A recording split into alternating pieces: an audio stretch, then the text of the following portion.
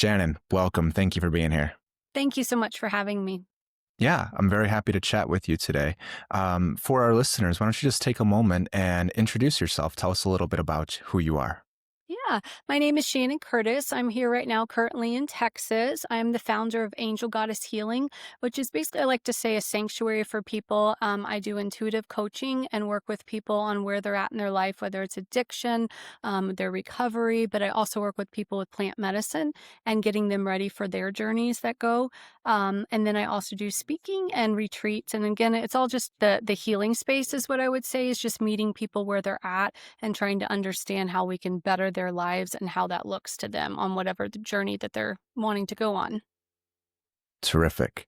So, this is something that I've seen on the information that you're putting out of something that you've walked yourself in terms of addiction and healing and trauma. Why don't you tell us a little bit about your own personal experience here? Yeah, and I think that's one reason why I chose coaching instead of therapy was because I like being able to share my story. It feels like it helps my clients and I connect a little bit more because I Hmm. get to take that wall down.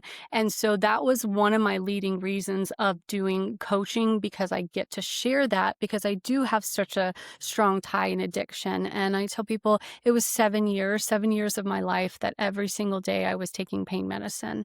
And I can kind of go into how I got there, but it's kind of that typical thing of getting prescribed medicine by the doctor.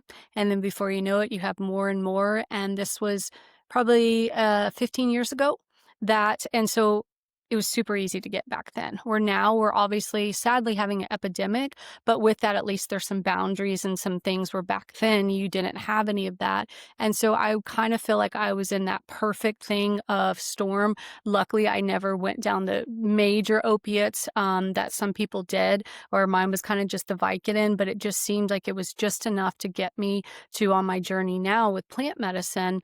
But that's really where mine started was the addiction was wanting to numb stuff, was wanting to get this relief that the pain medicine was giving me. It was something outside of myself that I could not get that relief inside of me, that internal struggle, that noise, whatever you want to call it. And so whenever I would take the medicine, the pain medicine, it just numbed it. It quieted it. And so it really got me on this journey of this relationship of now I see it, yes, it was a tool, but it started having negative consequences. Yes, quietening all that stuff was something that I was getting the release, but then obviously I was building stuff of lying or having to find, new reasons to get the pain medicine, waking up and being like, you need it, or you get these physical withdrawals. And so it just started me on this journey of trying to understand what was going on with my body because I was very aware during my addiction. I was very aware of what was going on, but I knew I liked the feeling. And so it was like, it's not going to be worth quitting right now. And I would look in the mirror and I look at myself and I'm like, I did not even recognize who I was, but that still wasn't enough for me to quit at the time because the pain inside of me was so immense. And I found myself at a recovery center. Afterwards, everything blew up. 7 years of it. And my husband at the time found out. I found myself in an affair, just wanting to get exposed. Basically, I was dying for someone to say, do you want help? What's going on with you? And it just felt like no matter what I did, no one was seeing that. And so I really dove into trying to expose myself, my own problems. And so when that got all out and my mom was like, go get help. I immediately said yes, literally before she could finish the sentence. That's how ready I was. I just don't think I was thinking I was worthy at the time to get the help. And that's what a lot of times people I work with on the addiction, it's the shame that we're holding on to and that guilt, but really the shame of thinking we're bad. And so when Yeah. I went and got help, that's when I started uncovering all the layers of trauma and how much trauma I was holding on to. That was a lot of other people's, but ultimately it was mine. And I always had memories of something that happened when I was 4 and I was taken by an older person that came and stopped by my house. My parents were at work and the housekeeper was there and I was 4 by myself. My sisters were in school and an older gentleman, I call him a gentleman, came by the house and asked if he could take me for the day. And the housekeeper called my mom and for whatever reason she couldn't answer it. And so the housekeeper let me go with this person. And so I went. I don't have a whole lot of memories, but I remember just things and being with him and getting dropped off, and I had a balloon. And so when I got home later that day, my mom asked where you got that balloon from, and I told her. And I just saw, and I imagine I felt the expression on her face, the energy shifted in the room, and I immediately felt like I was curled up in a ball and I was like this big and just was like, I don't want to talk about it. And I just said, nothing happened, nothing happened. And she asked me many times, but I always said nothing happened. And so I never really had those memories. But when I went to recovery and I went to a treatment center for 6 weeks, I went to the Meadows in the Arizona, and they're really big on trauma and Pia Medley with inner child work. So we did a lot of that. And I started trying to uncover those memories because it just something didn't feel right, but I could never fully remember. They Mhm. just told me the body knows. And so just to kind of work on letting that go. And so that's what I did. And so I got help and I was sober and everything was great. And then about 8 years later, I start feeling things bubbling up in my marriage and starting to feel those same symptoms of wanting more, wanting more. But this time, instead of turning to numbing, I leaned into it and I decided I needed to speak truthfully to my husband and tell him I wasn't in love and I'm wanting more in my life. And so when I did that, that really allowed me to be myself, and I found myself with the partner with I am now, who introduced me to plant medicine. And he had gone and sat with Ibogaine in Mexico through Ambio. And that was in October a couple years ago. And I remember being like, I'm good. I'm good. Like, I will support you. And it's for vets and PTSD and all this stuff. But when he came back and I got to see how the plant medicine changed him, that really sparked me, and people say the medicine starts talking to you, and so it immediately did, and when he got back, I was like, "I'm going. I'm going." And so I found myself that following March in Mexico with 4 other women going on this spiritual journey of trying to figure out, what's going on with me, that I felt like I was 95% good, but there's that last little bit that I just could not get to, on my own. And so, the plant medicine really opened me up, and it showed me the first thing was what happened to me. And God was next to me, and He was like, "Are you ready to see why you're here?" And I was like, "Yes." Like my soul wanted to see. And it showed me, I looked in the car, I was looking outside the car, and I could see my 4-year-old self on the left side, and I could see the male on the right side. And it was just like I was like looking in, and I saw what happened, and I was molested. And in that moment, instantly, I just felt all the first relief, which was strange, but relief because I was like, it's true. I'm not crazy. All this stuff makes sense. There's not something Mhm. wrong with me. Um, but then also, I had all the feelings of anger and pain and shame and all those things that come with it. Mhm. And so I look down and I see this just ball of yarn, yucky red yarn, like anger. And it was just knotted up in my stomach, pelvic area. And I look at God and I'm like, this is bad. Like I had to give this to this person because I knew it was anger and shame. And so I gave it to my perpetrator. He was visually in front of me. Um, but then I'm sitting there and God's next to me and I'm looking at this person with no anger anymore. And I see him as God sees him. And I see him clear as day, as like he's the same light as me. And it was in this instant knowing of what forgiveness feels like and choosing to forgive this person and saying, you did not do this to me, you did this for me. And I don't know why, I don't have to understand right now, but there's some kind of soul contract agreement that you and I had. And in order for me to feel forgiveness, you had to do something to me. And that's where I feel like that's why we come here, to have all these experiences. And so it helped me understand I had to have the bad with the good. And so I really started to dive into the forgiveness of it. And the rest of my plant medicine journey was the most beautiful, spent in the heavens and angels and all this wonderful stuff. But what I found is all my addiction, all my stuff, all my traumas, all that led to that 4-year-old self. And thank goodness the plant medicine like allowed me to open up my heart to see that, but in a very kind and gentle way. Like I didn't get into major details. I just knew what happened.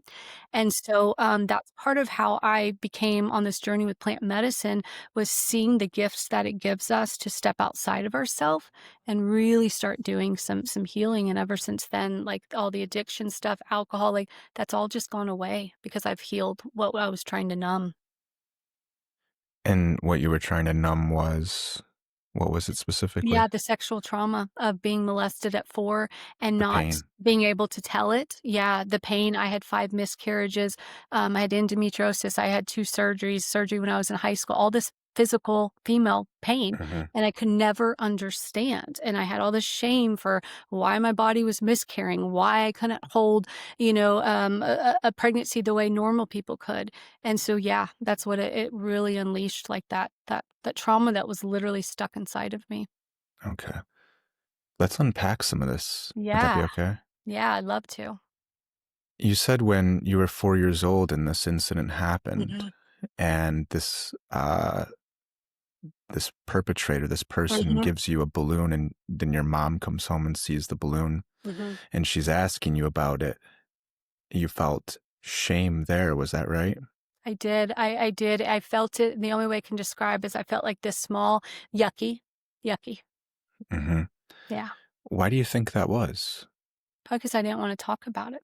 That's what it feels like Yeah, now. I can only uh-huh, imagine that four-year-old self, but what's coming up yeah, now is feeling that, like, I don't want to address this, it's too painful, and I yeah, would imagine as a four-year-old, our memories just fragment, like, we can't process it, yeah, and so I that's the only way I can describe it. It felt like a yucky, shameful thing that I don't wanna talk about. okay. At 4 years old, where did you learn shame from? Yeah, isn't that funny? Probably around me and, my family and just Mhm, my perpetrator, everything. I think society, yeah, I look at that we don't talk about sex, we don't talk about different things, and I grew up in a pretty normal family that had some of these conversations, but mhm, again, it shows me somewhere there had to been I took on someone else's shame. yeah. You said that you miscarried. Mhm. Did you ever end up having a child of your own? I did. So, I miscarried, ended up being 5 times in vitro and, failed the first time. But yeah, I have my beautiful daughter. So yep, she's literally my miracle baby. She's Wow, 15, but she's it's why I do 15. everything. Yeah. Okay. Let me ask you a question. Would that be okay? Mhm. Yeah. If she was 4 years old and something terrible happened to her Mhm. and she's hurt, who would you want her to talk to about that? Me. Me, Of I would my course. hope would be that I created an enough safe space for her that Yeah, she could come to me and not have the shame and just be like, precisely. "Help me." Yeah. And I mean, you answered this question already, but just Mhm. to clarify, how would you explain it if she didn't come and talk to you or couldn't come and talk to you about it? Yeah, if she couldn't come to me, how yeah, I would have to look at myself because that's Hmm. what it is there's some disconnect to where she did not feel comfortable and Yeah. whatever it was her, but like you said, she's an innocent four-year-old, so she would have to have picked that up somewhere to where maybe I wasn't present enough, maybe I was in my addiction, maybe I was doing whatever, maybe she felt things going on with my husband and I that she didn't want to add to that. Whatever reason, there was some kind of disconnect to where her little soul did not feel safe enough to yeah, to tell me. There's the trauma right there. Yeah. I'm not saying that the event that happened when you were 4 was not traumatic, Yep. but that was a trauma that was based on a trauma that happened beforehand. Absolutely. Not being seen and heard or feeling safe enough. And Yeah. I love that you bring that up because that's a theme that I've seen in my journey is being Hmm. seen and heard is very important to me. Yeah. And you didn't have that. And there Mm-mm. wasn't safety just to be. So even when you were carrying tremendous pain, that wasn't safe. It wasn't allowed. In other words, you didn't have any defense. You No. didn't have any protection. You didn't have a parent that was attuned and connected to you that could see what you were going through and was going to help you go through it. And these perpetrators, with laser precision, they can identify the people who don't have those protections. Yeah. Yeah, it So, makes so much sense looking back, doing a lot of inner child work of mhm, seeing myself because again, not till knowing in my 40s. And so then you play all this back and it's clear as day when I play it back. But that quiet little girl that like didn't want to be seen and heard because when I was, the bad person saw me, and then they put their shame on me, and so all my life, a lot of it was I wanted to be seen and heard, but I really don't because I really don't want the attention, and Yeah. so, yeah, that played out a lot. So there's a conflict happening. Mhm, Yeah, you need to be seen and heard and to be attuned to, but bad things happen. mhm, So an adaptation arises, which is make yourself small. Don't be mm, seen. yeah. So ironic, right? We do the opposite thing, but yeah, it's that's exactly what happened to me. Exactly. Yeah. So when you were 4 years old and this Mhm. terrible event happens, you were carrying around very big emotions from this experience, as you said. And you already kind of alluded to what you did with them, but what did you do with those emotions? All those feelings? Buried them deep down inside. I took them and said, "Okay, I'll take them, and I'm not letting them out," and I buried them inside. And by the time I was 11, I first start my period, and within a couple months of that, maybe a year, I'm literally getting picked up every month from school because they were so painful, Hmm. and so they just stuffed inside of me. And literally, when I was in the plant medicine, it showed me trauma, and it's like goo. And that's what I think, it just stuck inside me and didn't go anywhere. Hmm. This pattern of suppression, Mhm. where'd you learn that from? Mm. It's gotta be my parents. I love them, I have a great Hmm. relationship with them, but I know, just like my daughter, we mimic what we see because I don't Yeah. know any different. Like you said, I was an innocent 4-year-old, so what else am I gonna do besides mimic my environment? So I'd have to imagine it would be from them. Yeah. And that's not to blame them, No, it's right? hard to say though, Hmm. because even, like, saying it out loud to you right now, because I love them, I'm in a great place, um, I know that, I guess my hope is they know that. Yeah. So, yeah, they're doing the best they can, of course. Mhm, The problem is this pattern that caused you to suffer so greatly mhm, was inherited from them. And that's not even to say that they gave it to you consciously where they said, "Shannon, this is the way that we do things and this is what you mhm. need." They have the pattern themselves. So we're talking about an intergenerational pattern of trauma that's handed through the generations. Yeah, yeah. And it Yeah. came through alcohol. My family, we talk about that. I don't drink anymore, but definitely alcohol played a huge factor in, like, just celebrations and parties and everything's good. And so we talk about how that pattern played perfectly with all this other stuff of kind of like numbing it or finding a way out. But alcohol definitely played a part in seeing that when I was younger, and then it played out later in my life. What role did the alcohol play? Yeah, numbing, suppression. But it was like false, instead of false sense of security, it's like false sense of happiness. I just Mhm. remember every holiday, like every holiday that you could possibly think of, there was always alcohol. If it's in the morning or Easter, it's mimosas, like everything's celebration, right? Or you have a bad day, you get a drink. Everything was built around there. And like you said, it's not even like consciously we do it. It's just, again, creating our environment that they probably had. And so, alcohol played a big part in later giving me that permission slip, that tool to use that to check out. Before the pain medicine, before all that, Mhm. absolutely, the alcohol. I can say I was drinking at way too young of an age, hanging out with people, older guys. Thank God nothing happened to me, but I was definitely in situations that I shouldn't have been at that young age. Mhm.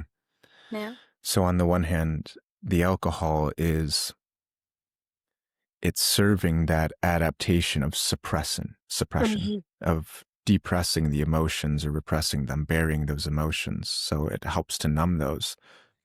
But if I'm hearing you correctly, it also does something else. There's celebration, there's connection, there's social interaction, there's a sense of being connected, being seen by other people, engaging with other people, which was a fundamental need that you had. Yeah, yeah, and especially with, men, boys, so that plays out, important that you say that, because it was that feeling of maybe, like, later on being intimate. Because again, I would imagine going through trauma that I wasn't really aware of, but the alcohol was a way to, like you said, maybe be seen a little bit more or feel more sexy, feel more alive. Did it make you feel more safe? In a way, it's funny you say that. In a way, I would imagine it did because it's like that safety, again, false sense of security. But Mhm. yeah, in some way, it probably, I would have to imagine, I would think that I was trying to control it by saying, like, I'm getting something from it, I don't have to deal with it. I don't have to deal with it. And so, in a way, that could feel safe to me that the alcohol was a way that would not, or the medication to talk about it. Or if it does, I'm kinda disassociated from it, so it's Mhm. not gonna hurt as much. So I would Uh, imagine there's some safety in not feeling that pain fully. Yeah. a sense of control, Yeah. something that was lacking. Mhm. So now we're really starting to see the dynamics of all the wisdom that this addiction plays, Mhm. how these very specific unmet needs, emotions, I don't know what to do with them. And well, that's not quite accurate. What I do with emotions is bury them. Mm. And when I can't escape from them or bury them on my own, I need something to help me bury them. Yeah. I need to be seen. And in order to be seen, I need to be expressive. I need to show who I am. I need to show off what I have. I need to look sexy, whatever it is. I can Mhm. feel more comfortable doing that. I can be more safe. I can have a more of a sense of control. Yeah. All the dynamics that we're missing. So we can see that this addiction wasn't just pure destruction. It Mm-mm. really served very specific purposes. It did. It really did. I love that you say that because I always tell people it was a beautiful tool, but just the way you described it, that's why, because it gave me those things I was lacking. Yeah. Yeah. An addiction is, I would define as any behavior that Mhm. provides short term relief. So there's a craving of it, and there's an inability to give it up, despite the fact that it has long term consequences. Yeah. So I'm Yeah. curious, when you started engaging with this pain that was there, the addiction was no longer necessary. So these dynamics of navigating emotions, expressing yourself, being seen, being heard, being attuned to, being connected, having some sort of autonomy and control in the environment. How are you meeting those needs now? Now, it's funny because when you said about the things that you crave, I crave meditation now. I crave breath work. I crave journaling. And so it's so funny how I changed that to where it's not this short term release. It's just a thing that kind of keeps me centered, and it keeps those thoughts, it keeps those feelings flowing. That's the other thing. I find that it was stuck inside of me. And so now I crave to get those feelings out. And I always say it's like a roller coaster. And my partner now is like, gosh, sometimes you're a lot, but it's because I let it out. So if I'm angry, I'm going to be angry. But probably in 5 minutes, I might be sad or I might be laughing. And so I think I've just learned to like be expressive, to express my emotions when they come up. And when I do that, it feels like I'm more in control than I've ever been, which is so ironic just to let it out. Hmm. Hmm. So the addiction was an escape. And now your practice is, instead of avoiding, repressing, depressing, or exiling, trying to get rid of the feelings that are there, you're turning into them. Yeah, because that's the only way they're gonna go away. That's what I found is literally the only way they're gonna disappear is if I look them right in the eye, and as soon as I do, I'm like, "Oh, it's just me. It's just my power. It's just my whatever. I'm the one I'm scared of." And so, yeah, it's really taught me to have security in myself. Hmm. I'm curious, what's your relationship with these emotions today? I would say I feel like I have a positive excuse me, even on anger. I don't think Hmm. I express anger as much. I wouldn't say I'm a naturally, you know how we all have like maybe tendencies or things we've learned. Hmm. Anger wasn't really one. So I would say if I had the emotion that I had the hardest one would be anger. The other ones I just I welcome them all. Like I really, really do. I don't know what to do sometimes when anger comes in of how to express it in a healthy way that feels like right within, within me. And so it's kind of hard to do the anger part of it. Yeah. What's your view of these emotions? The view of my those emotions, I feel like that's what make us human. I feel like the Hmm. only difference of being alive and not being alive is feeling emotions. And Yeah. so it's part of the human experience, in my Hmm. opinion. So I have to welcome them because if I deny them, I'm denying being a human. And that's what I think we're here for ultimately is to experience like the colors of the rainbow, to experience all of it. And I have Yeah. found in the pain and even the anger there's a lot of truth and wisdom in it, even if it feels uncomfortable. Hmm. Yeah. Even if it feels uncomfortable. Yeah, these are very important parts of who we are. So I'm just noticing here Mhm. some of the language of discomfort, intense, not knowing what to do with anger. Um, the phrase "go away" came Mm. up a few times. So I'm wondering, on the one hand, I see this very strong desire to welcome the emotions. That was another one that came up quite often. But then there, on the other hand, there seems to be a little bit of a conflict that might be happening with these emotions. Mhm. Yeah, I don't like anger because I don't like confrontation. Hmm. That goes back to that. That's one thing I'm working on, but yeah, I don't like it. It's uncomfortable, meaning I feel like it's uncomfortable because at the end of the day, who I feel like I am, when people say, "Who are you?" I feel like I'm love. I feel like that's what I am. That's all we are at the end of the day. Strip everything away. And so I would imagine anger is like so far from love, even though it stems from it. I know anger, it comes from it, but it's emotion that feels furthest away and the one that I need to learn the most because it feels, you said, the most uncomfortable within me.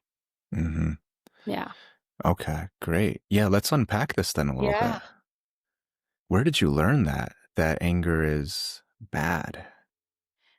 That's so interesting because I don't know because my family is very able to express it. And Uh-huh. maybe it's because they were able to express it, but probably not in the healthiest way. I saw the repercussions from it and the alcohol and the fighting, the family fighting. And so maybe I just went the opposite of it. What were Yeah. the consequences of this? This is my word, not yours. You tell me if it's Yeah. accurate. Volatile expression of anger.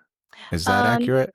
Yeah, I was there had been times with the family for Hmm. sure, drinking parties, you stay up late, obviously, things are gonna happen and emotions. I remember always wanting to retreat in quiet places. I Hmm. remember always wanting to hide Christmas Eve in my grandma's bedroom, and go to sleep, during these big parties, these holiday parties. It was probably a lot of chaos and noise and energy, but it was, something like you said that just didn't feel right, didn't feel safe. Back to the safety. I think it wasn't expressed in a safe way, so I probably Hmm. wanted to retreat from it as far as I could, so I became like that good girl that was nice and again, just really probably didn't know how to express anger in a healthy, positive way. There were conflicts. Mhm. Anger equaled conflicts, Yeah. and conflicts resulted in disconnect, Yeah, judgment.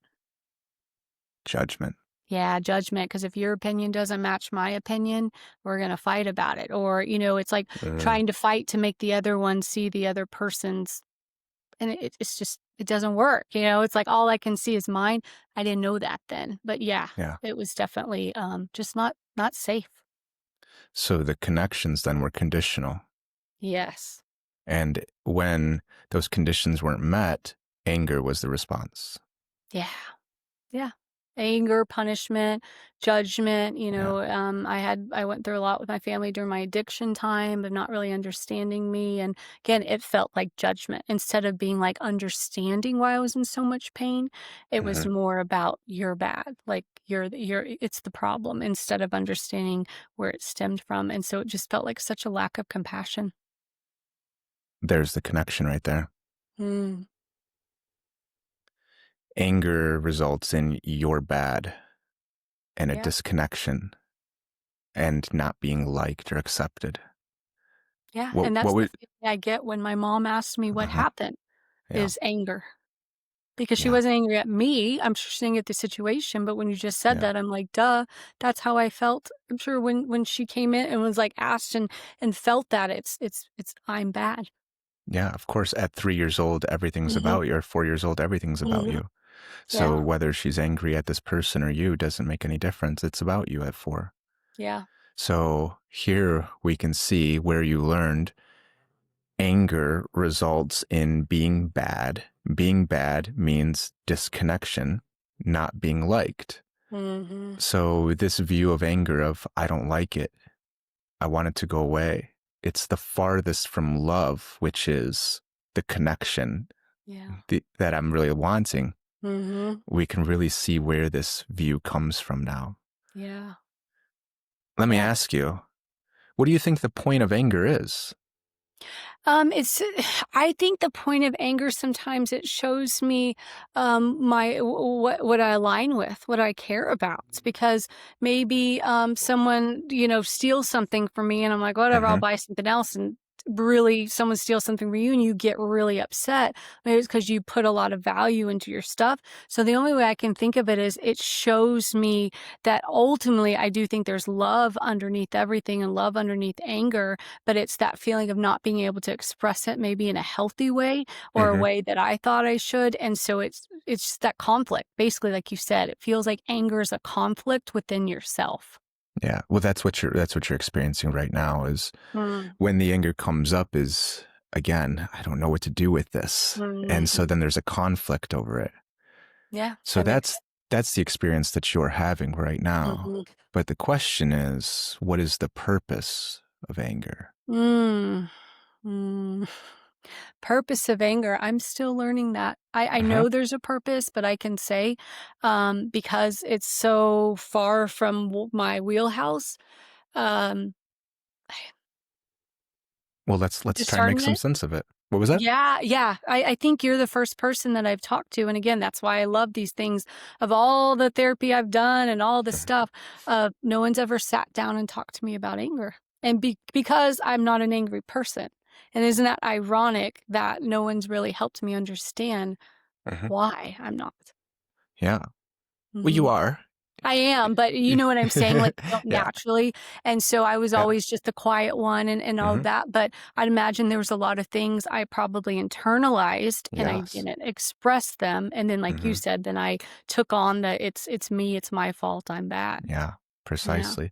So there's a conflict and the anger is here. It's present. You are capable of anger. Mhm. You have it. It's just there's an internal conflict when it's present.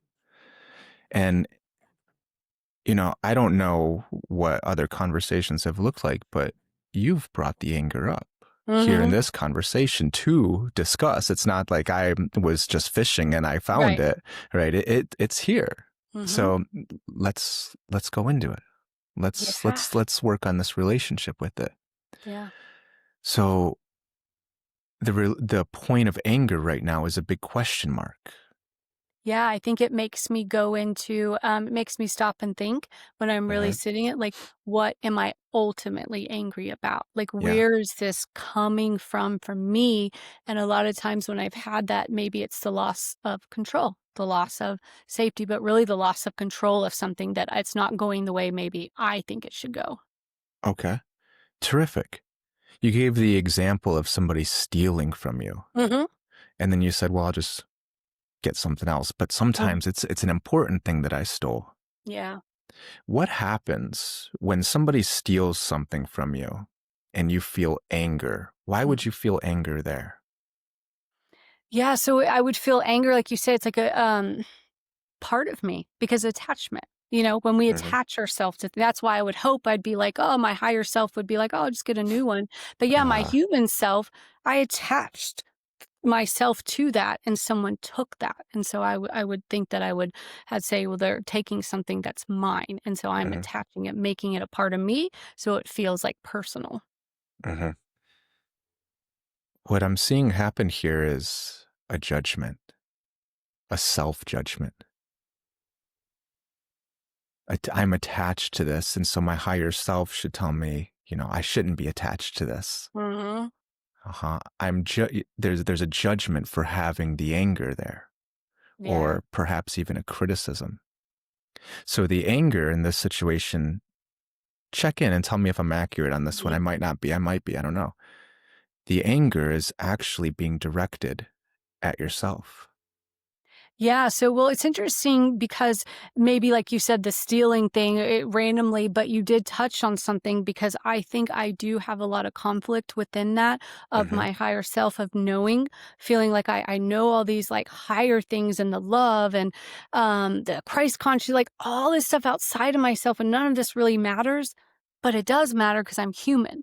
And so I Hmm. think the conflict is how to be this like enlightened being on this path of it, but also allowing to be a human. And when these emotions come up, allowing the anger without judgment, because I Hmm. think that's what I do is I judge myself being like, I should know better. I do know better.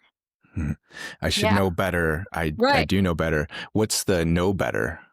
I That know I I. know better, that ultimately it's Hmm. done for me, meaning it's like the stealing thing, right? Maybe it was done so then I can look at, do I want to be attached to things? Is it that like it gives me an opportunity to see what's important to me and to Hmm. really understand why are we here? Like that's what That's I very love are the important. whys. Yeah. That's very important.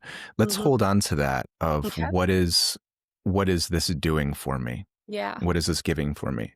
Hmm. We're gonna come back to that answer in a Hmm. moment.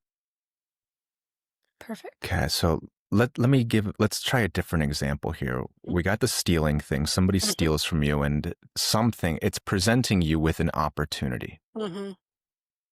Let me ask you, so let's say hypothetically you're walking on a trail Hmm. and you got bobcats in Texas? You do. Yeah. Yeah, I thought so. Let's say you're walking on a trail and you come across a pack of bobcats, a mother bobcat in particular with her cubs. What emotion do you think she's going to feel when she sees you? Fear. Fear, yeah. Like, See what do you you want? as a Threats? threat. Yeah, it's going to see you as a threat. Now, Mhm. fear would say, run away, Mm, right? That's fear says there's a threat, get away from it. But what do you think if you stumbled into the lair of all these kittens? Can she run away with those kittens? Those little no, she's cubs? gonna get probably angry at me for going in there. Hmm. She Mhm. sees you as a threat, and then she gets angry, and the claws and teeth come out. So, what's the point of anger in this situation? Protection? Yeah. So, if somebody steals from you, it's very similar to the situation with the bobcats. You could be coming in there to steal one of those kittens or to harm one of those kittens and steal the kitten from the mother. Mhm. So, in other words, a boundary is being crossed. Yeah. Yeah. Hmm. So, what purpose might this anger serve, or what might this open up for you when somebody crosses a boundary, one of your boundaries? What opportunity might this anger be presenting for you? Yeah, and it's funny because I know what's coming up right now is I get mad that I have to do something about it. Uh-huh. Like that, like, I think of the bobcat, the being like, "Why do I have to be mean to you? You're coming in," it's like, you know what you have to do, you have to protect your cubs, but it's like that thing of that's what comes up for me is I Yeah. get angry that we have to do this. Ultimately, if I'm being completely honest, and that's been my struggle with, like, Earth and human and all that, is Hmm. the meanness, and then, like you said, that sometimes you have to have the anger for protection, Yeah. and, yeah, it's just I get angry that I have to be angry, which is so Hmm. crazy. Yeah. Is it crazy? I think this is deeply No, connected with something no, we've it's just probably talked not, about. but it's just when I'm being honest, that's really Yeah. what it comes down to is because it Hmm. feels not me. Like, when I say I Yeah. feel like ultimately I'm just love and that knowing of it, it anger feels so different, and so that's why I'm really appreciative of you Yeah. helping me, like, tie it back in Uh, to being beneficial. Let me ask you, Mhm. when you were 4 years old and this incident happened, what did you need? Protection. I needed that housekeeper to say, "You're not going with that guy." Even further, you needed a mother who was there just Mm, like that bobcat mom who would yeah, pull the claws and teeth out and say, "Get away from my daughter." yeah, yeah. And that didn't happen. No, and I blamed myself at a certain time of being like, I should have, been like, I'm not Mhm. going, and it's like, that sounds silly, right? A 3, 4 year old. But yeah, that's what I needed was some Yeah. protection. So you were angry that you weren't protected and you blamed yourself for it. Hmm. And so here we see that anger about not being protected still exists. Yeah. Yeah. And it's happened in my life with my daughter, when things happen and you want to be that mama Mhm. bobcat, but sometimes it's not presented or you miss the opportunity. And yeah, for not using anger, What are you feeling right now? guilt.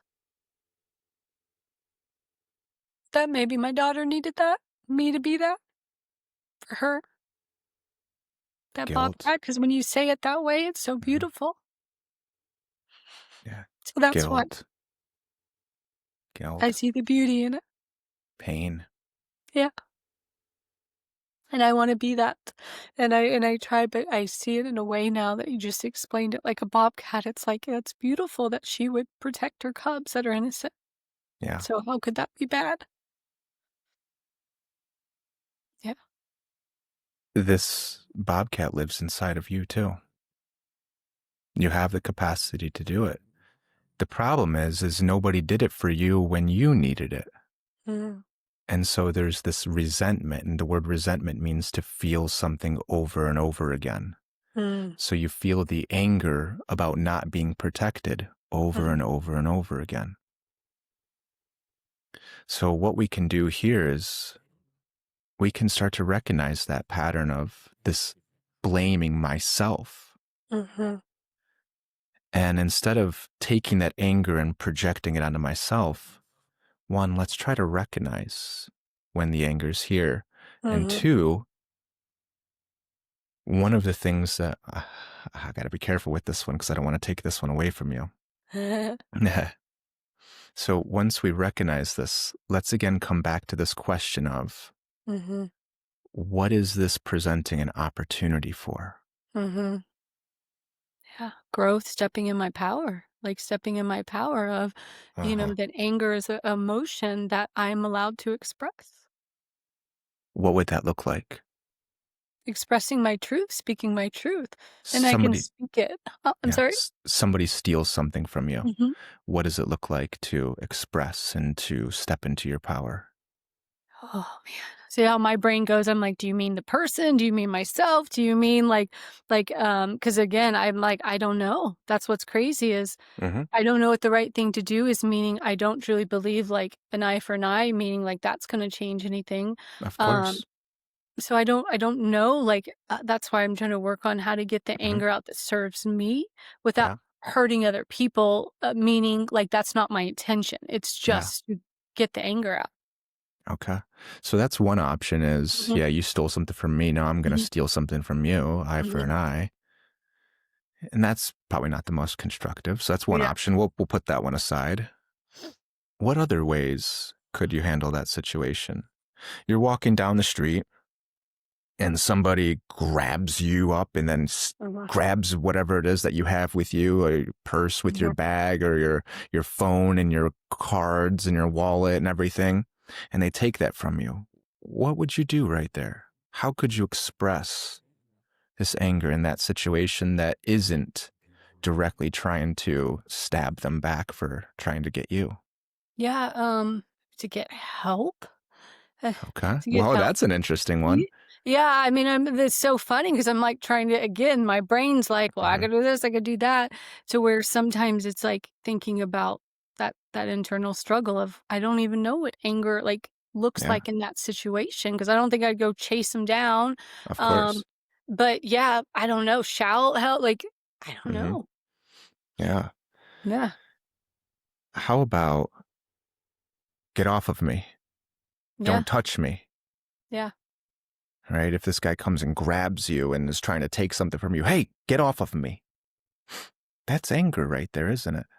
Yeah, I do it in the car behind the wheel, I'll do that.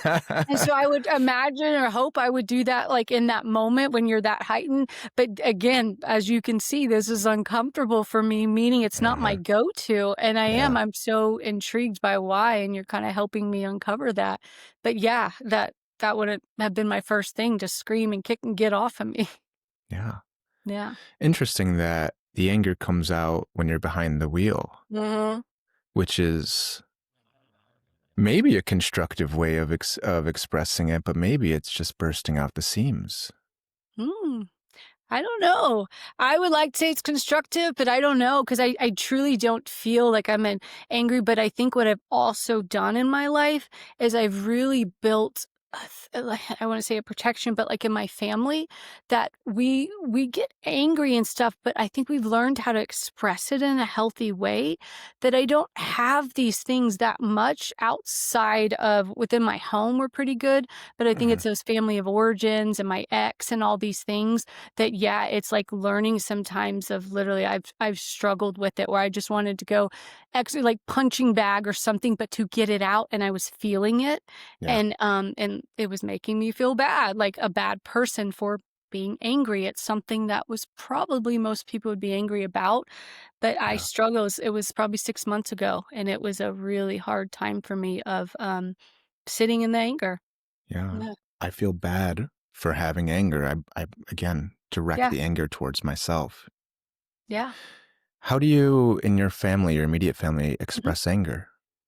Yeah, so I think it's speaking your truth of when you Uh-huh. did this, it made me feel this way, but it's like not disrespectful. I always tell my daughter, you can be upset. There's a difference between expressing feelings Yeah. and emotions versus like doing something with intention to hurt someone or stuff. So we just open up the space of trying to be like things, we're gonna do things. We're all three living in this house together. There's gonna be annoyance, there's gonna be things, but I think it's when we don't push them down and we talk about them and create that space of I will only take it on me if I make it about myself. So if she tells me, "Mom, I don't like your cooking or something," or last night your dinner was not good.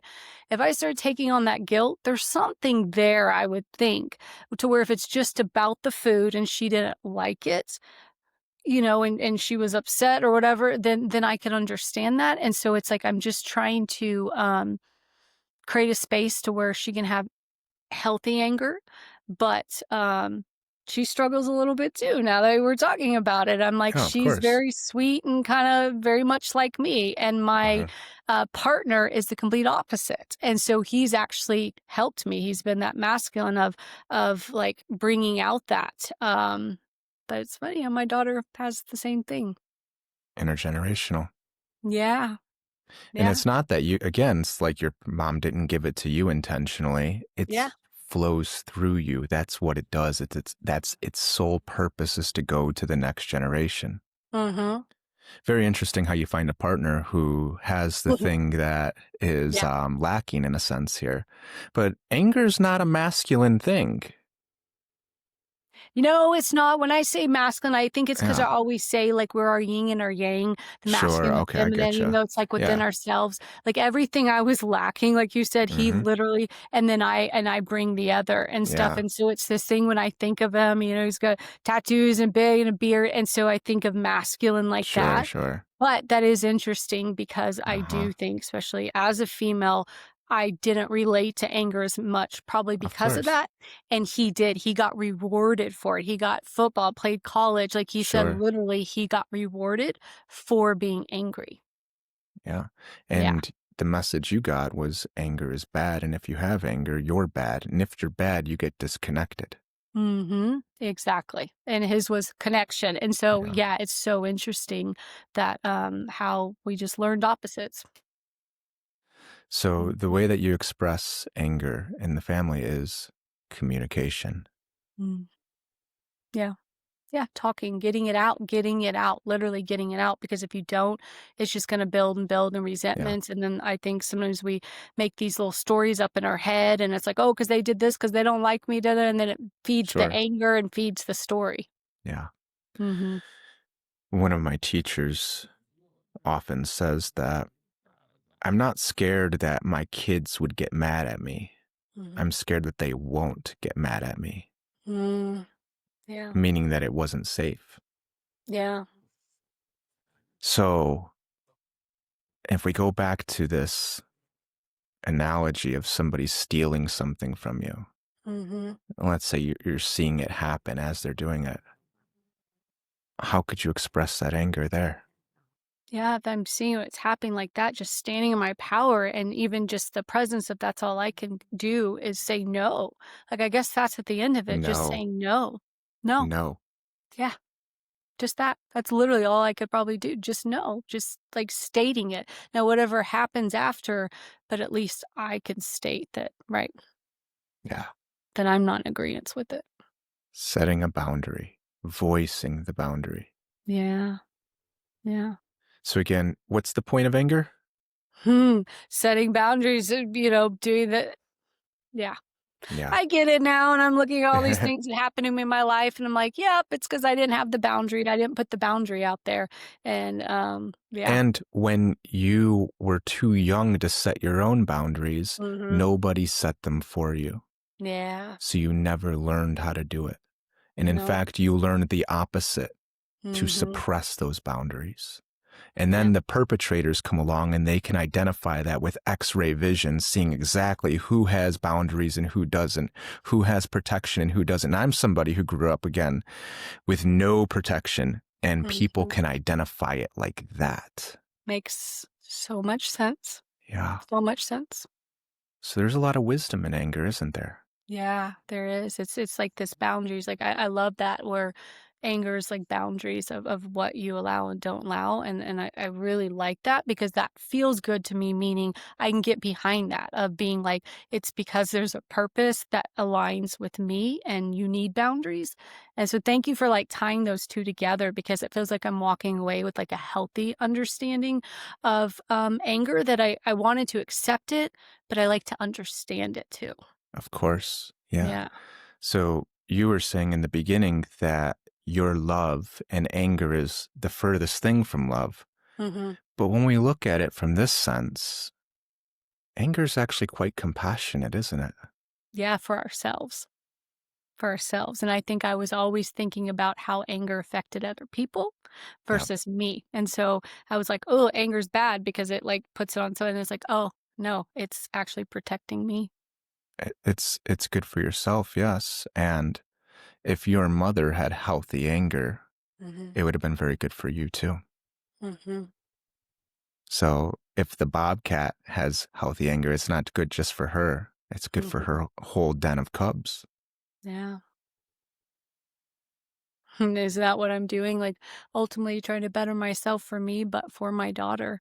And Of so, course. again, what a beautiful gift I can help teach her is for her. She's 15. I still have a couple years left with her, and it's like getting her prepared in that world. But yeah, what a beautiful tool and gift I could give her is to be comfortable with anger. Is she going somewhere? No, but it's 3 maybe. I say I don't think she'll be living here, we always Mhm, laugh about that, but yeah, so she got 3 years left of school, high mhm. school, and so, we always joke and say we got 3 years to kinda, where you have that, like the bobcat, right? And then they have to go off on their own, and so it's like I love these times to where it can be beneficial to where they can mimic the behaviors, but then at the same time, I don't. Yeah, Yeah, you brought up some things that I really wanna work on with the yeah. anger. And if you establish a solid connection with her, even when she moves out, you Mhm. have more years with her than 3. Oh, yeah. Yeah. And Mm. if you're going to continue to work on your own emotions like this anger here, she'll continue to learn from that too. Yeah. Because, like you notice, this is a pattern that goes through the generations. So you have it and she has it too. And by you engaging with it on your own and transforming this pattern, she's going to learn that as well. You set a very good example. Oh, yeah, I love that, and I love with my partner, like, we really she's able to see that. She gets to see all the highs, but she sees the, like, talks, and she sees that it's okay. Sometimes things get heated, they don't get disrespectful, but I am at least my marriage, that was a big reason why I got divorced was because she wasn't seeing any. She was seeing lack of anything, love or anger, nothing, and so that's one thing that, at least I can say from my marriage to now is allowing that to come into our house more in a healthy way. So you just said that part of the reason why you got the divorce was because there were unmet needs. Mhm. Is that Yeah, right? there's unmet needs of mine, and yep, and I wasn't, like, getting them, and I knew that. You weren't getting them, but you said your daughter wasn't as well, right? Yeah, in a Is that way of correct? seeing that yeah, I think that she Yeah. wasn't getting her needs met as, even as a mom and dad, meaning we were not showing her, like, that full love. I don't think she was getting that to see that aspect of what a healthy relationship looks like. Sounds like a protective mother. Mm. Yeah, she was a big reason, and she was mad at me for a while after the divorce, and we really worked on our relationship, like, really a lot, and I had to take a lot of accountability for my stuff and being in addiction, for 7 years, over 15 years, and, we mended our relationship, and she lives with me full time, and we're super close, but yeah, she was a big driving force. Before I could do it for myself, Hmm. I would think about her, like, what do I want her to see and what do I want her to grow up with? Hmm. This is an interesting dynamic here because our children can be like mirrors to us and they show us how the pain that we carry goes on to them. I see it Yeah. myself, like when I'm laying with my dog and I'm listening to her heartbeat and I could notice the same anxious heartbeat that I once had. And I'm like, Mhm. oh, that got transferred on and that. Yeah. Yeah. So it can be really beneficial for us to see that reflection and we can grow incredibly from that. What Mhm. we want to be very aware of is, again, just like when you were a kid, if your mom got angry, even if Mhm. it was at the perpetrator, it was because of you, because that's the way kids see the world. Mhm. So we want to be very aware, and I'm not saying you're doing this, I'm just saying this is something to be very aware of, Mhm. is are we making it our children's responsibility to heal our pain? Mm. Mhm. Because Which is that's a so bird. interesting because I always say, like, the opposite where I Hmm. truly believe, like, that I'm not supposed to heal my daughter's pain, I'm just, like, supposed to give her a container to teach her how to walk through it. So my hope would be that I'm not doing that, but I could see how we Hmm. could, you know, fall to that. Yeah. Mhm. Just like how we get those beliefs that emotions are bad or I need to make myself small, one belief that gets taken on very easily by children is I have to take care of other people's emotional needs. Mhm. So this is something as parents we want to look very closely for. Mhm. Yeah. That makes sense. Hmm. How are you feeling?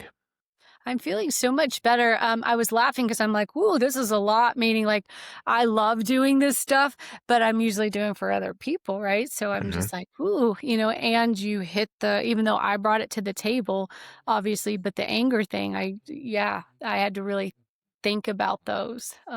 So I'm excited to like self-reflect and take all the little nuggets that I got from today and like keep looking at those of like feels like I'm walking away with a healthy relationship of anger right now than when I started here. Great. Based off of what we've talked about with this pattern of disconnecting from emotions, I'm going to push a little here. Mhm. So those are all wonderful assessments Mhm. of the things that are happening. And thank you for the compliment there. I gratefully accept. But the question is, what are you feeling? A lot of emotions. Tell me. Tears. So tears are the result of an emotion or multiple emotions. Which ones are you feeling? What are you feeling? I would say all of them sadness, um, for things that have happened to my daughter, that maybe I could have been that mama bobcat. That's what's coming up. Yeah, that's the guilt, that's the shame, the sadness. Yeah. It's just like you said, the things that happened to me have been passed down to my daughter. In some sense. Yeah, to protect things I can't fully discuss, Mhm. but Yeah, yeah. So I wish I could, um, but the things that happened to me in my life, unfortunately, happened to my daughter, and so I'm walking through those things with her. yeah. So the bobcat thing is, like, really hit me just because. Yeah, that's all I can do, but, Yeah. um, better you do better, meaning now I have better understanding, and it's never too late to start the healing, and that's what we're doing, but What is that? starting too late, meaning it's never too late to start healing, meaning No, I the can. emotion. Oh, about the past of, like, the regrets or the things that. Uh-huh. It's never too late. This, things are changing, things are different. Because things Yeah. are very different now than they were a few years ago for you, and they're Mhm, definitely different than they were 7 years ago. mhm. What emotion is that? Freedom. I'm authentic now. Like, when I think of the regrets, I Hmm. think of, like, the addictions of as beautiful it was also the numbing. It was doing the tool to numb, but it was also numbing, like, the other things, the healthy things too. And so, those are, like, those things of regret that it's never too late to Hmm. start these new behaviors, but it's that conflict of knowing everything happens for a reason, but thinking what they would have been like if I was the way I am now, how I was then.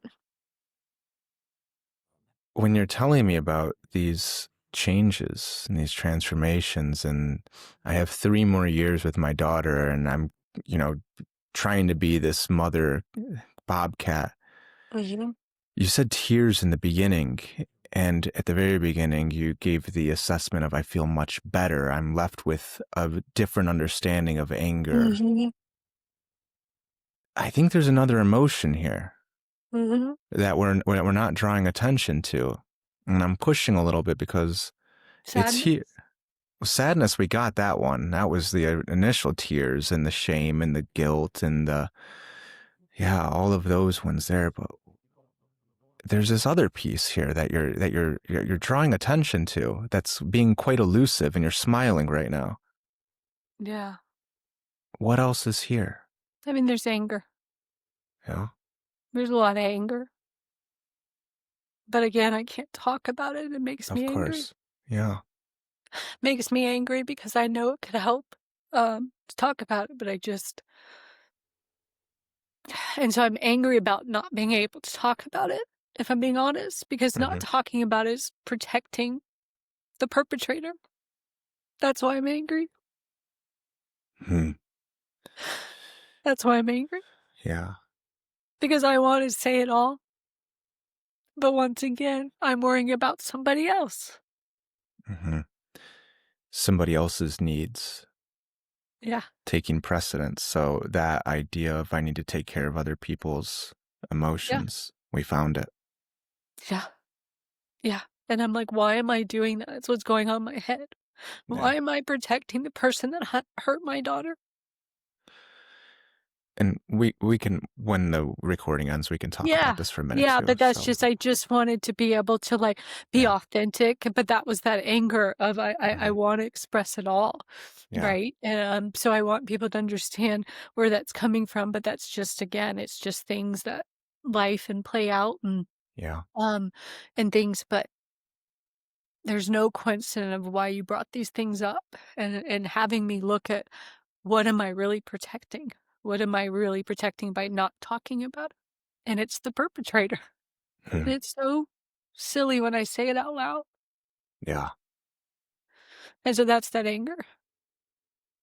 When you say it's so silly, that's a judgment, isn't it? Yeah, because I was like, "Why didn't I get it? Why didn't I put 2 and 2 together?" That's Uh-huh. that stuff of you remember so, I do this for a living, and I remember when you asked to come on, you said, "Were you willing to go there?" And I was like, "Absolutely," because I too think for people watching, listening, when we do these things and help people, it's so important for us to work on our stuff, and so I told you I'm so willing to, and I wish I could, like, give it to you all, but yeah, so it was more of like when I Uh-huh. said silly because I'm like, "Why didn't I see it myself?" When something that's so clearly you helped me point out, but yeah, that's a judgment on myself. When you were a kid and you carried all that shame around, all that guilt, all that anger directed towards yourself, all the pain, and you were isolated with it, what did you really need? Connection, love, What would that look like? just presence, being seen. Like I said, I was the 3rd one, the youngest one, and, um, wasn't seen very much, so just to Mhm. be seen and be like, "You matter." You matter. Yeah. You Some matter, your story matters, you're here for a reason. somebody to be there to see it, somebody to see you, somebody to listen to you, somebody to understand you. The you matter, that's a validation. That's an affirmation. That's Mm, saying, of course you feel this way. mm, That's a form of comfort, mm. isn't it? Yeah. These are all the things that you needed, right? Mhm. Rather than your mother just getting angry, Yeah. it sounds like you really needed her to see what you were going through, to get down on your level and say, oh, you poor little thing, come here. Yeah. Or just like in my addiction. Instead of being like, "You're bad," this or that, it's like, Mhm. "Why? Yeah. Why? Why are you so hurt that you have to?" And I just wished I didn't understand how no one would ask me that. Mhm. I'd like to invite you to try something. Yeah. Let me ask you, first of all, this feeling of guilt, shame, pain, and anger, where are you feeling it in your body? My stomach, a lot of What does it times. feel like? Um, it's like this uncomfortable, just like knotted kind of is all I can say is just Yeah. an uneasy feeling. Knot. You Yeah. mentioned that one earlier, the knot of yarn. Yeah. Yeah. So that's been there. How far back can that go? How far back can you remember feeling this knot in your stomach? Mm. I feels like I always could. Yeah. So When it's I the really very think beginning. about it, yeah, I really think about it, I Mhm. always had some kind of uncomfortableness, yeah, Uncomfortable. You felt probably something very similar when your mom saw the balloon and was asking you about it. yeah, Okay. Here's yeah, the exercise. 'kay, I'll walk you through it and then we can try it. 'kay, So, first thing I want you to do is to put your attention on that knot in your stomach. That's still here right now. And once you find it, it goes all the way back as far as you can remember. So, what I want to try and do is those things that you needed that you didn't get when this knot was developing, let's try and do those. And the person who's going to do it is going to be you. mhm, So, that pain that's there, that's not being seen, that's not being held, that's not being understood and listened to, that's not being comforted and validated, let's try and do all those things for it. So, what we'll do is we'll just take a moment. You just close your eyes, mhm, take some breaths, put your attention on on that knot in your gut, and we'll just see how far back this goes and what part of yourself is there still carrying around that pain. She's still automatic ashamed. yeah, automatically, I went all the way back to, like, the womb, like, the umbilical cord, Yeah, like, that thing of yeah, probably because this pain is something that your mom carried too. yeah, And the stress that she was feeling when you were in utero yep, is what you developed in relationship to. yep, So let's just spend a moment here and just see it. Just listen. You don't have to change it. You don't have to fix it. You don't have to get rid of it. Let's just be that nurturing presence that you needed that you didn't have. Let's try and listen. Try to understand. Let's try to accept this pain that you carry around. And maybe let's try to offer some comfort.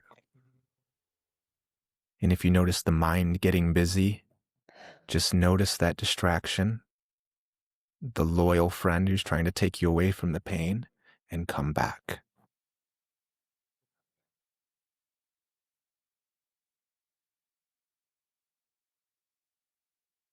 And just stay with that knot in the stomach.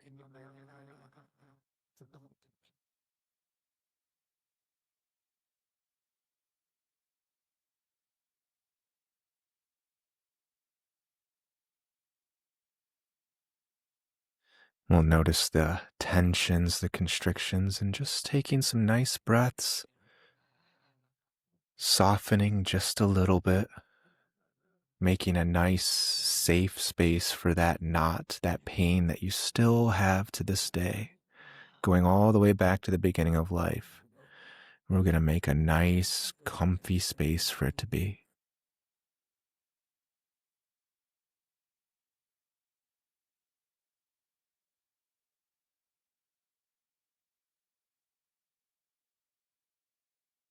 Maybe try to welcome it.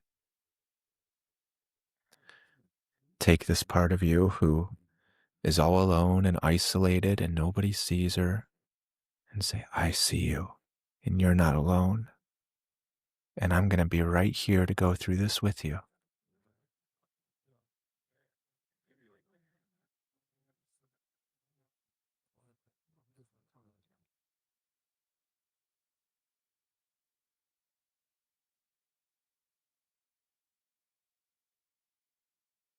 Feels better.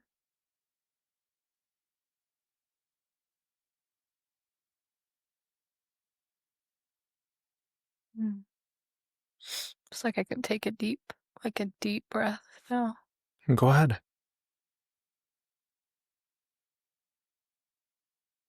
Weird because it changed colors. Mm-hmm. Yeah, like it's all again the dark colors, and then it was just felt like pure, like clear. What did the knot feel like? Or what does the knot feel like? I don't.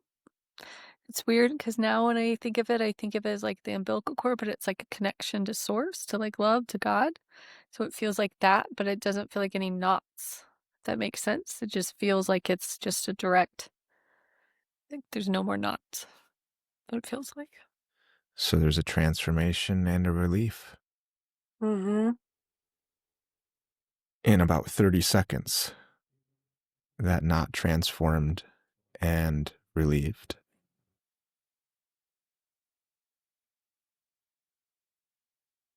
I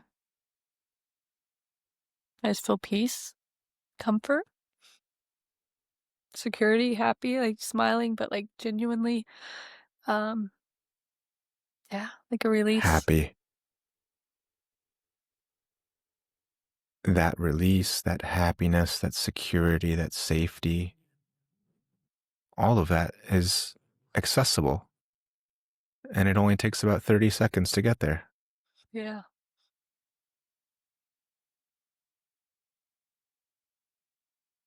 Yep. So, what I'd encourage you to do, Shannon, is to go back to this space right there Mhm. as frequently as you can. Okay. Yeah. Mm. Because if that anger is there and it's always directed at you, Mhm. and the point of it is to set a boundary, there's an important message here. Yeah. Yeah. I think that's why the tears, like crying, like I feel like the tears of relief, meaning like Hmm. you said, it's a protection, it's a boundary. It's not bad. Yeah. So to, like, honor it, meaning if anger comes up, it's like, what's needing some boundaries? What's Mhm. needing to be curious about the anger. Yeah. And if you're judging the anger, criticizing the anger, and trying to exile the anger, you're treating Mhm. yourself the same way that you were treated that caused the pain to begin with. Yeah. So it's telling you, set a boundary with the way that you're treating yourself. All that love and compassion and acceptance, let's extend that to this anger and to these feelings that are still inside you. Yeah. And that feels good. Like, that feels aligned where I can welcome anger with love Hmm. because it's teaching me something from love. Yeah, that there's a purpose of anger. And that feels good. Yeah, because it feels like ultimately knowing I can protect myself. Because if I get angry, it's because there's a boundary, there's something it's trying to show me. So it ultimately comes back to me of it's doing it for me. Yeah. Yeah. And what a beautiful thing is that, like that we can protect ourselves. Yeah. And we can teach those around us how to protect themselves too. Yeah. Yeah. Yeah. Just Yeah, really. nice, nice Yeah. release. Yeah. It just feels like it's that somatic stuff of just, I Mhm. haven't really dealt with that or really looked at that knot, it's interesting. I had it visually, but it's not something I sit with, and I love the visual stuff, and so that's something I really could do of, I don't know, it's just not a place I really go to, Yeah. the stomach area. The visualization, the mental area, those are all very important, but they can also serve as a way to disconnect from the feeling. Mm, Most of the times, that's the adaptation to it is mhm, when we have to repress the emotions or the feelings, we have to get away from it. And mhm, the only way that's available to a 4-year-old is to go away mentally. mm, So it's very important to come back into the feeling and to yeah, come back into the body and to reconnect with it because it still lives there. And it's mhm, there constantly saying, pay attention to me. mhm, yeah, and it gets louder when you don't. It sure does. Yeah, it's like that hunger you don't feed, it's like, "Feed me," and so it just what it is? It felt good to pay attention to myself. Yeah, That's what it felt good to. very good. Yeah. And the emotion you said was felt happy. Yeah, feel happy with myself to, like, allow myself to feel all those things. And so now like, walking away smiling, being like, "Ah, next time my anger comes up, I'm probably gonna smile." Be like, "Oh, like, what are you showing me?" And so it just helped me, like, reform a relationship. I would push one step further. Mhm. You don't have to wait for the anger to come up. Mm. You don't have to wait for the guilt. Mhm. You know where it lives. Mm. You can go to them and say, "Hey, trusted old friend, Mm. I see you, and I just want you to know you're not alone. And you don't have to come to me. I'll come and say hi to you whenever I have the opportunity. And I'll I try like and do it more and more frequently." Yeah, I like that because again, I do on my meditations and check-ins, but that's not one that I've checked in with, so yeah, like, I love that. Don't let it go like, why can't I come to it? Yeah, yeah. Mm, Very good. Well, I think what we'll do is we'll start to wind down the recording here. mhm. Is there anything that you would like to touch on or to add or say before we pause the recording? I feel very complete right now. Very complete. Very complete. Mhm. Where can people find some information about you if they resonated with what you're talking about today and they want to see more about your story? Yeah, they can go on my website, www.angelgoddesshealing.com, and it has all my information and the book I wrote and all that stuff. So, yeah, that's where they can find me. Terrific. I will definitely link that in there.